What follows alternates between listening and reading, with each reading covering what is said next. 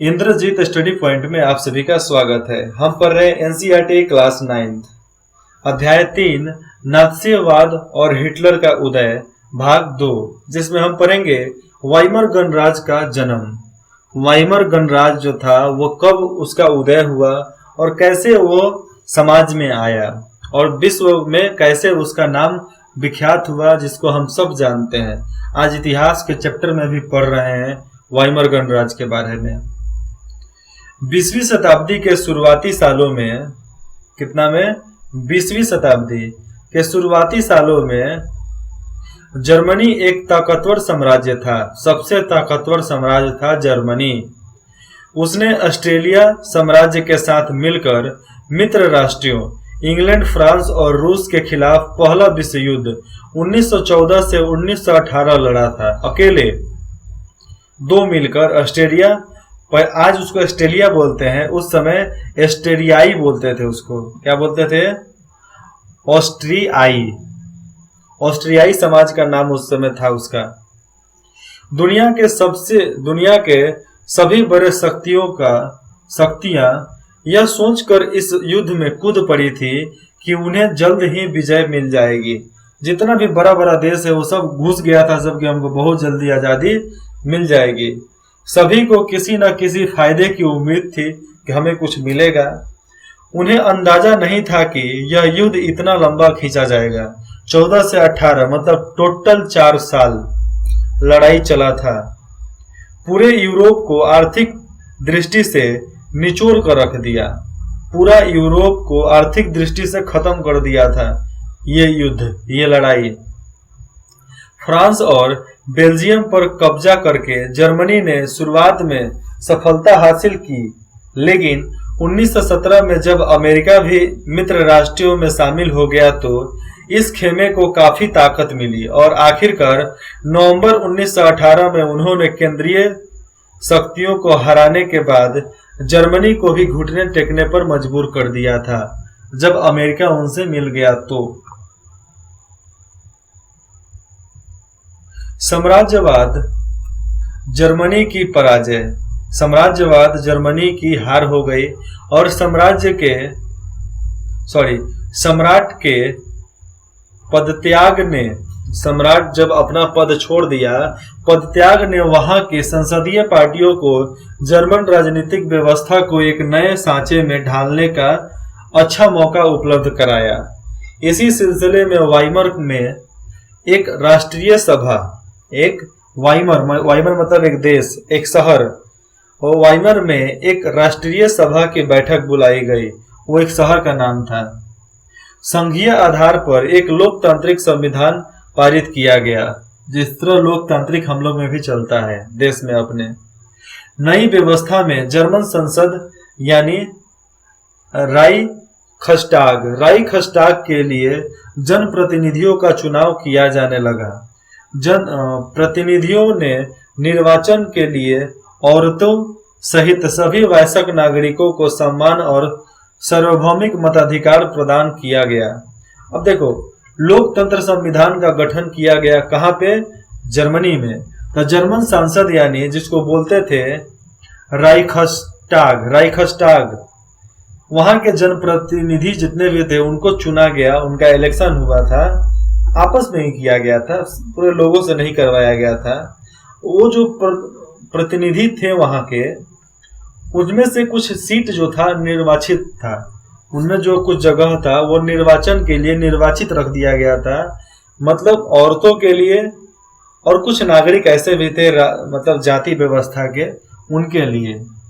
जिस तरह से देखो, हर किसी को, जितने भी नागरिक थे उनको समानता का अधिकार मिला। सार्वभौमिक मतलब पूरी तरह से आजाद वोट देने का अधिकार उनको दिया गया। कब? 1918 में। लेकिन यह नया गणराज्य खुद जर्मनी के ही बहुत सारे लोगों को रास नहीं आ रहा था। ये जो संविधान बना खुद जर्मनी को ही अच्छा नहीं लग रहा था। जर्मनी लोग जितने भी थे वहां पे, उनको ही अच्छा नहीं लग रहा था। इसकी एक वजह यह थी कि पहले विश्व युद्ध में जर्मनी की पराजय के बाद जो वहां पर विजयी देश थे, विजयी देशों ने उस पर बहुत कठोर शर्त थोप दी थी। इसलिए उनको अच्छा नहीं लगा कि जो विजयी देश था, मतलब जो जीता था जर्मनी को, उसने बहुत कड़ा उन पर रूल्स थोप दिया था। यहाँ पर आपको बता रहा है बहुत ज्यादा कड़ा कठोर शर्त को थोप दिया गया था कि तुमको पूरा करना है तो करना ही होगा। ये जितना भी नीला दिख रहा है आपको, ये जर्मनी है, ठीक है। डेनमार्क अलग देश है। उत्तरी उत्तरी सेल्सिविक यह भी अलग देश है। बेल्जियम भी है, बेल्जियम में पढ़ाई भी अच्छा होता है, ऐसे जाना चाहिए।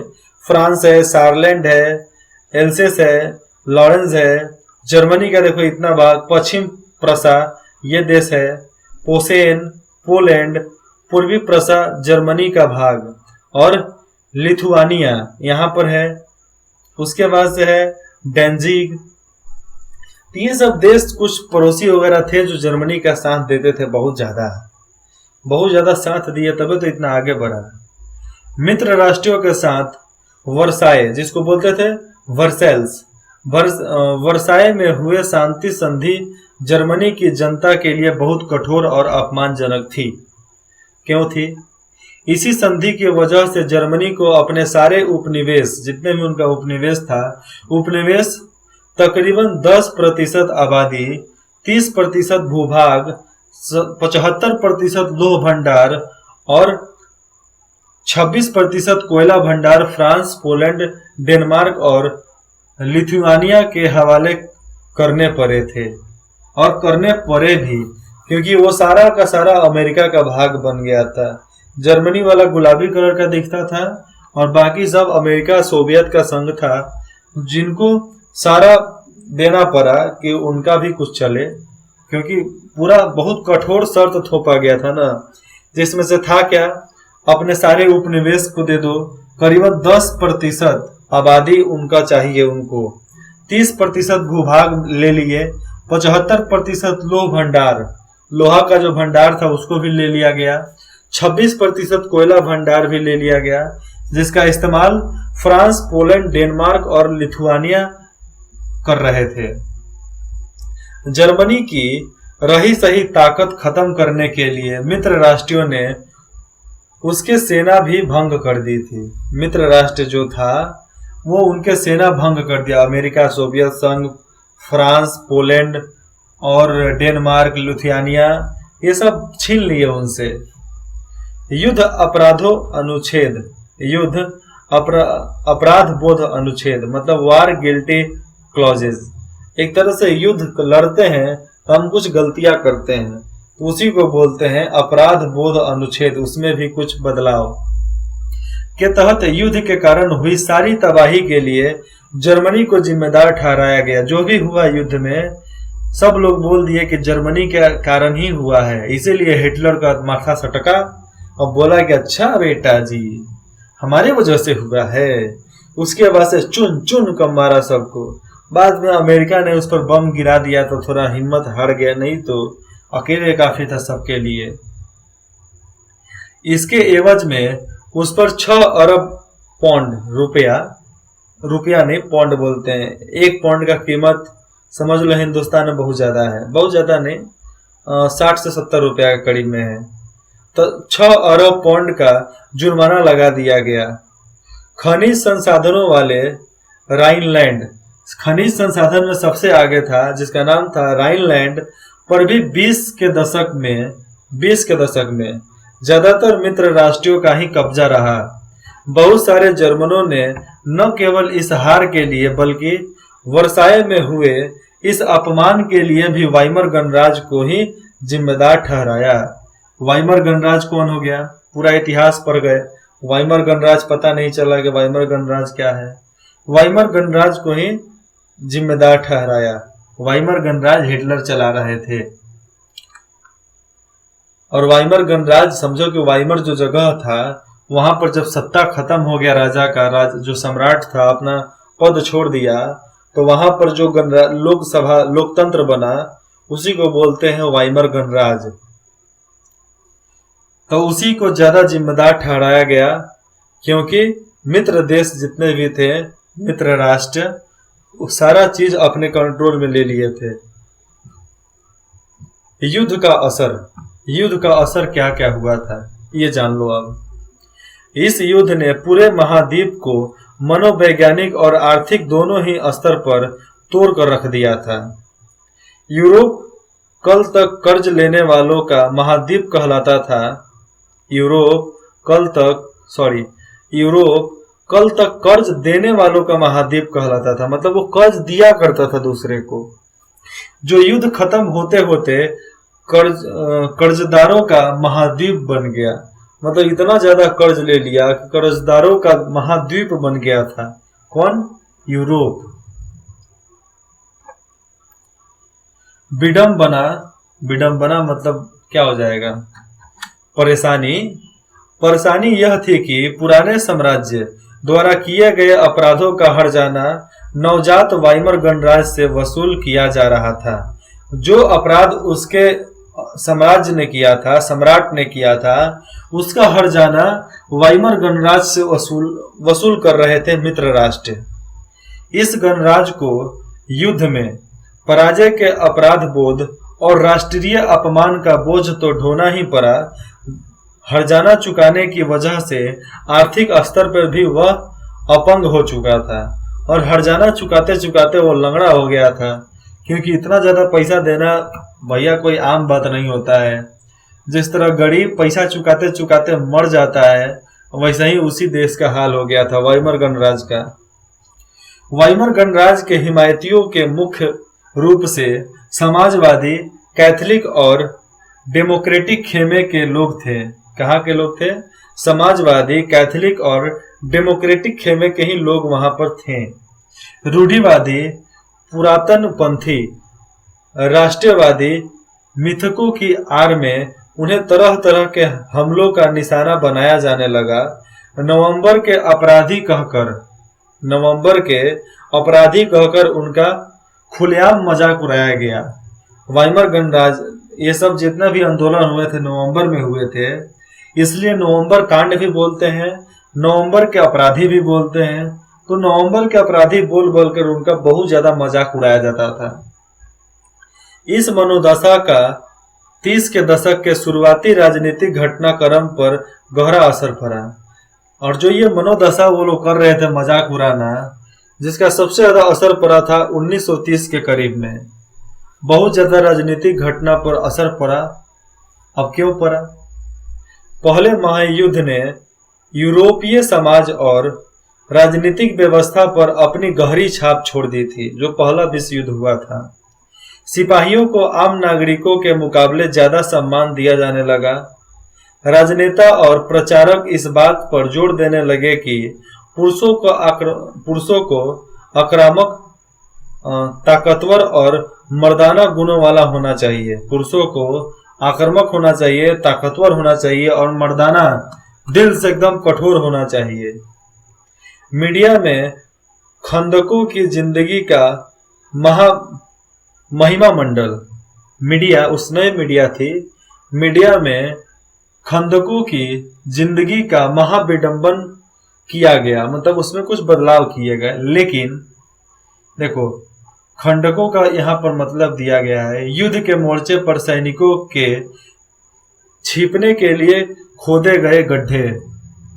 तो वैसे गड्ढों की जिंदगी का महिमा मंड किया गया था। मतलब एक तरह से मीडिया के लिए एक वहां पर गड्ढा जैसा, मतलब लुप्त स्थान बनाया गया था। लेकिन सच्चाई यह थी कि सिपाही इन खंडकों में बड़ी दयनीय जिंदगी जी रहे थे। जो गड्ढा बना था उसमें सिपाही बहुत दिक्कत से जी रहे थे। वे लाशों को खाने वाले चूहों से घिरे रहते। वे जहरीले गैस और दुश्मनों की गोलीबारी का बहादुरी से सामना करते हुए भी अपने साथियों को पल पल मरते देखते थे। लड़ाई होगा तो पल पल कोई ना कोई तो मरेगा ही ना, तो वैसे देखते थे। सार्वजनिक जीवन में आक्रामक फौजी प्रचार, जो सार्वजनिक जीवन चलता था उसमें जो फौज प्रचार करते थे, फौजी प्रचार, और राष्ट्रीय सम्मान और प्रतिष्ठा की चाह के सामने बाकी सारी चीजें गौण हो गई। जबकि हाल ही में सत्ता में आए रूढ़िवादी तानाशाहों को व्यापक जन समर्थन मिलने लगा। अब देखो यहाँ पे क्या, फौज जब आक्रमण करता था उसका प्रचार बहुत ज्यादा किया जाता था। मतलब एक तरह से सैनिकों का इज्जत इतना बढ़ गया था कि लोग चाहते थे कि हम भी सैनिक बनेंगे।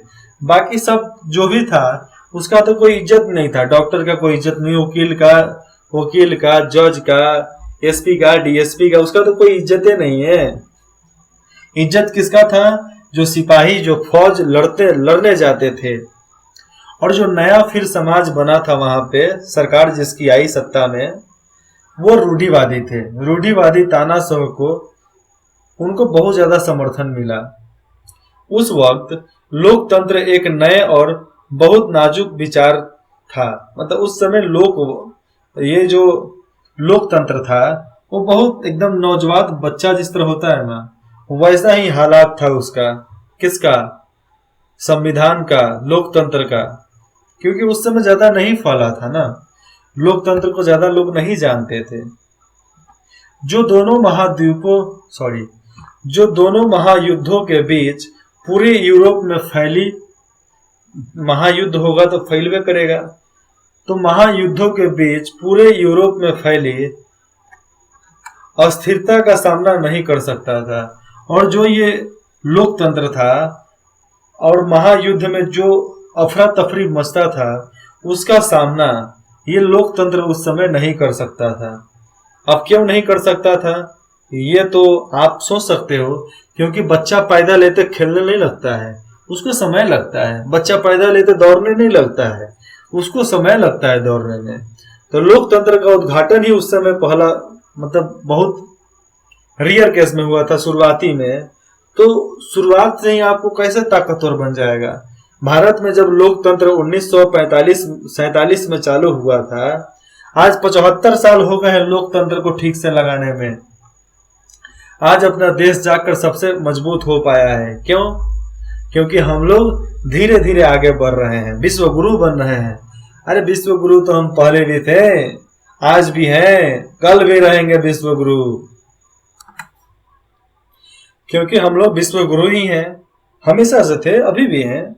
और देखो नया शब्द हट जाना। हट जाना मतलब क्या होता है? कोई गलती हम करते हैं तो उसका दंड भुगतना। चाहे हम कुछ भी गलत काम कर रहे हैं, किसी को लूट रहे हैं, चाहे हम किसी को क्या सीधा बुक का बताते हैं, किसी गलती के बदले दंड के रूप में नुकसान की भरपाई करना, उसी को हट जाना बोलते हैं। खंडक, युद्ध के मोर्चों पर सैनिकों के छिपने के लिए गड्ढे बनाना, तो ये खंडक हो गया, हट जाना। अगर आपको कुछ भी डाउट हो तो आप कमेंट बॉक्स में बोल कर आप बता सकते हैं कि हमको यहाँ डाउट है सर, आप इसको कंफर्म कर दीजिए। विदिन 24 आवर में आपको रिप्लाई मिल जाएगा। इंद्रजीत स्टडी पॉइंट में जुड़ने के लिए आप सभी का बहुत बहुत धन्यवाद। लेकिन हाँ, आप लोगों को कुछ भी कमेंट करना है तो आप करो। अच्छा लगे तो भी करो, गलत लगे तो भी करो, नहीं लगता है फिर भी करो। क्योंकि आपके फीडबैक का इंतजार रहेगा हमें। क्योंकि जैसा फीडबैक आप दोगे उसी तरह हम आपका भी इस्तेमाल करेंगे, आपके विचारों का इस्तेमाल करेंगे और अपने लिए और आपके लिए एक बेहतर प्लेटफॉर्म का हम इंतजाम कर सकते हैं। ठीक है, धन्यवाद।